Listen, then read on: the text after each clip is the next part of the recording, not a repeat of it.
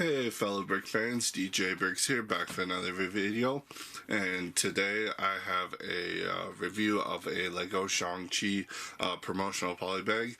It is Shang-Chi and the Great Protector. It is number 30454.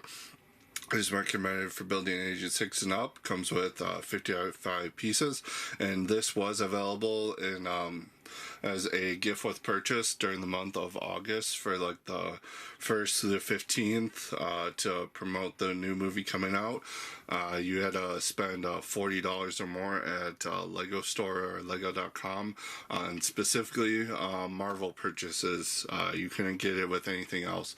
I don't even think that it lasted until the 15th. I think this was gone pretty quickly.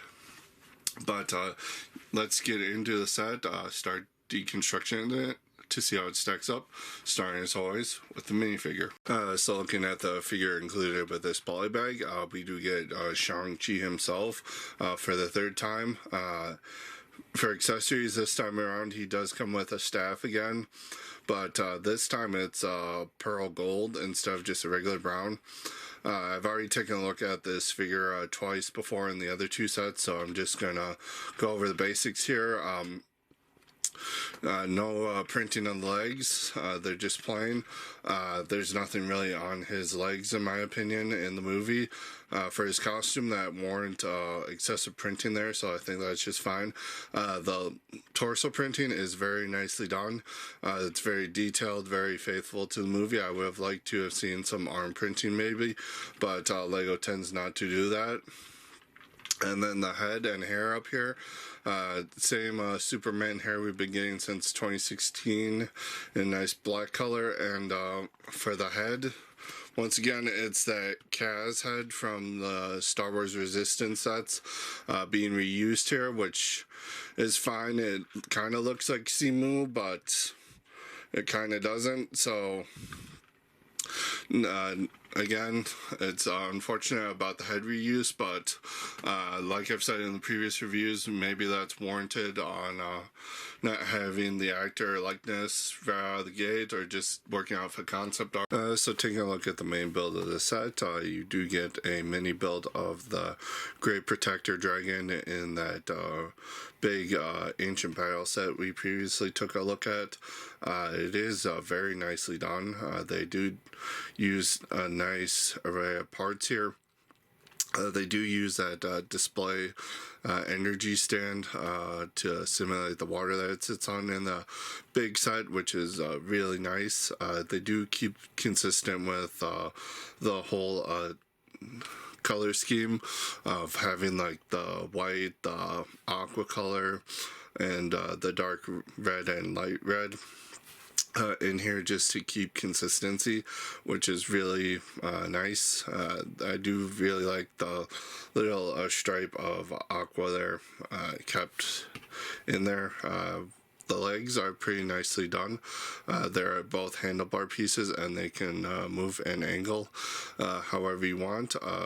Everything is on a ball joint here. The tail is on a ball joint. They use this feather piece in the back in a dark red, which is a really uncommon color for that piece. So that is nice to get there. You do have a ball joint at the tail here, a ball joint here at the mid, and then one right there that'll move.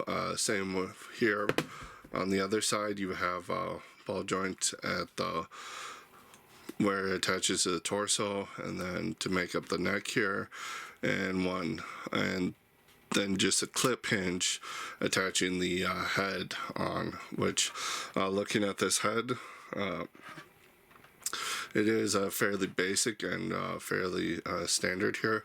It does utilize one of those droid bodies to attach it to the head, and you got some nice detail here. Very simplified though. You got a nice little barb piece for the bottom of the beard on the big thing, and that mouth can kind of be posed if you wanted to.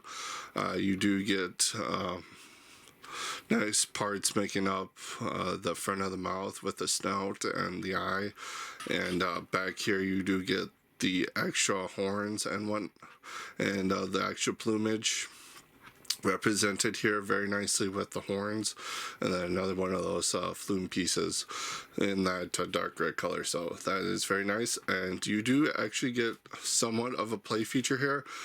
You do have this little snot technique right here in the midsection that you are actually able to attach Shang-Chi here and make it look like he's riding the Great Protector. So it's kind of a nice play feature. I wasn't expecting, and you can remove that if you want. If you don't want that on there, to just display the dragon as is, but that is an option. But yeah, it's a very nice little rendition of for extra pieces. It's a pretty standard mixture of some nice unique pieces as well as basic ones like tiles and stuff. You do get an extra one of those 1x1s in that aqua color, which is nice. You do get an extra one of the horns in gray. You get an extra one of these stamp pieces in that very rare blue color, and you do get an extra one of these feathers in dark red, which is a very rare color for that piece. So looking at the instructions, like normal poly bags, it's just one giant leaflet. Top here, you just got the front and back of the normal instructions with the little product image of the thing, and then the win with the generic minifigure. And then it just covers how to build it on both sides here. But only takes like 20 steps. It's pretty easy to build, but that does it for looking at. So looking at the packaging, it's just a normal sized poly bag. You got the standard box art that we've seen for the other Shang-Chi sets, the Lego logo with the movie logo up the top there. A nice little product shot of the set with the figure, set specs on the side. Back of the packaging is just more legalese and the barcode, but that does it for the pack. So going over my final thoughts for this promotional poly bag. Build wise, I think it does a great job of capturing what the bigger set looks like. I think the Lego designer knocked out of the park in that regard. Minifigure wise, it's a Shang-Chi set. I'm glad that we got Shang-Chi here. It gives kids a nice little chance to get them if they didn't want the bigger sets or couldn't afford them. And that brings me into the price, which, given that this is a gift with purchase, spending $40 or more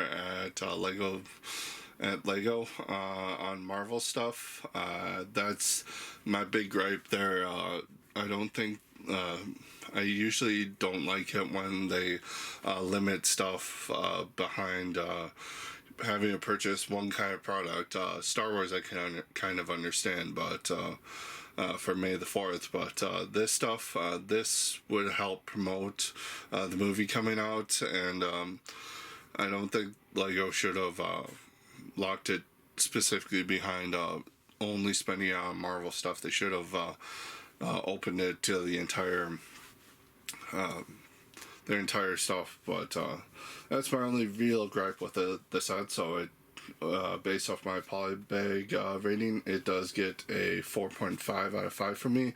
That does it for my look at this set, though.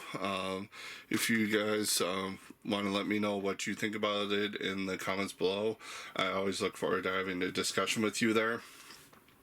Subscribe to the channel if you haven't already, and smash that like button, share with everyone so my channel can grow, and until next time, keep building.